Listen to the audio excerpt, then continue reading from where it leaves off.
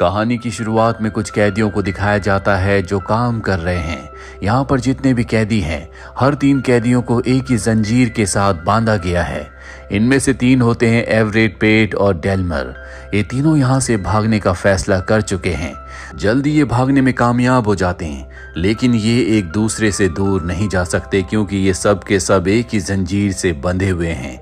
Jail से भागने का सबसे बड़ा मकसद ये होता है कि इन्हें खजाने के बारे में पता है और ये उस खजाने को ढूंढना चाहते हैं। इनके सामने रेलवे का एक ट्रैक आता है और तभी उस ट्रैक पर एक ट्रेन आती है। ये तीनों के तीनों ट्रेन को पकड़ने के लिए उसके पीछे भागते हैं। एवरेट ट्रेन पर चढ़ जाता है जहां पर कुछ लोग बैठे होते हैं। वो कहता है कि तुम में से कोई हमारी जंजीरों को काट सकता है।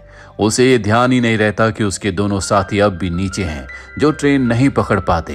जंजीर से बंधे होने की वजह से वो भी ट्रेन से बाहर आ जाता है, जिसके बाद ये एक दूसरे को ब्लेम करते हैं। तब ये देखते हैं कि ट्रैक के ऊपर एक ट्रॉली आ रही है, इसे एक बूढ़ा आदमी चला रहा है। हालांकि इन तीनों ने कैदियों के कपड़े पहने हैं, लेकिन वो पहचान नहीं पाता क्योंकि उसकी आंखें खराब होती है। ये एक ब्लाइंड मैन है। ये उसकी ट्रॉली के ऊपर बैठ जाते हैं। ब्लाइंड मैन कहता है कि तुम बिल्कुल सही रास्ते की तरफ जा रहे हो।